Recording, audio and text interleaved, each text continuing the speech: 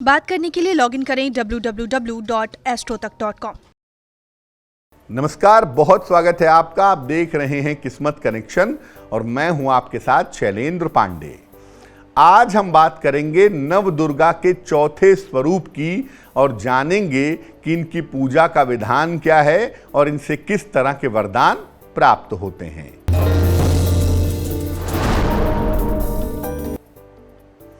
नवरात्रि के चौथे दिन मां दुर्गा की उपासना हरे फलों से करनी चाहिए।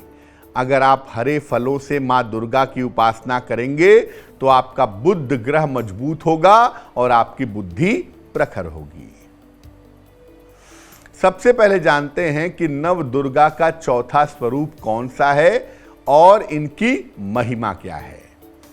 देखिए, नवरात्रि के चौथे दिन माता कूष्मांडा की पूजा की जाती है।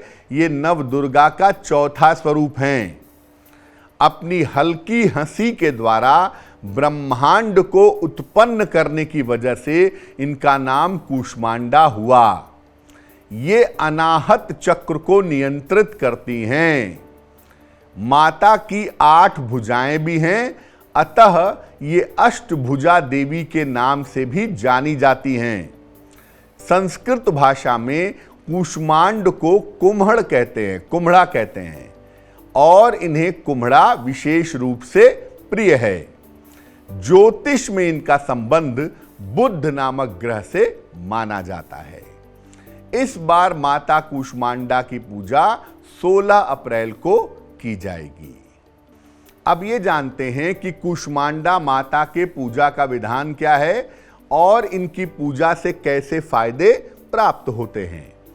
देखिए, हरे वस्त्र धारण करके माता कूष्मांडा की पूजा करिए।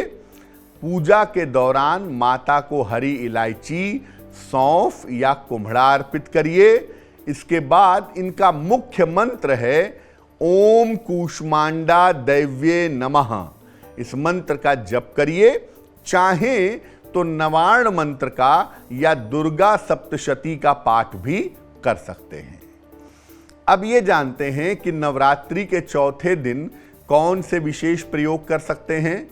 नवरात्रि के चौथे दिन हरे वस्त्र धारण करके पूजा करनी चाहिए।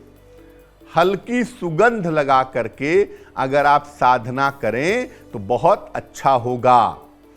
इस दिन पूजा करने से, प्रार्थना करने से बुद्ध संबंधी समस्याओं का समाधान भी हो सकता है। और इस दिन सिद्ध कुंजिका स्तोत्र का पाठ किया जाए तो उससे भी काफी लाभ होता है। नवरात्रि के चौथे दिन भी माता सरस्वती की पूजा लाभकारी होती है बुद्धि के विकास के लिए। अब जानते हैं कि नवरात्रि के चौथे दिन माता कूष्मांडा को क्या भोग लगाएंगे।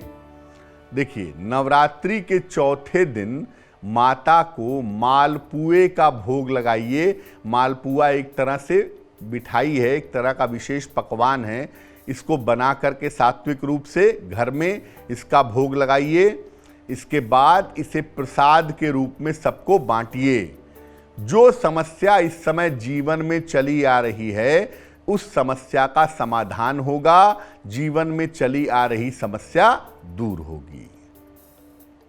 तो आज हमने नव दुर्गा के चौथे स्वरूप यानी माता कूष्मांडा की बात की है। अब जान लेते हैं क्या है आज की सलाह।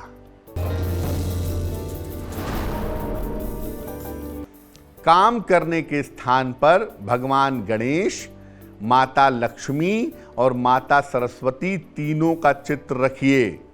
इससे कारोबार में लाभ भी होगा और आपकी निर्णय लेने की क्षमता भी अच्छी हो जाएगी।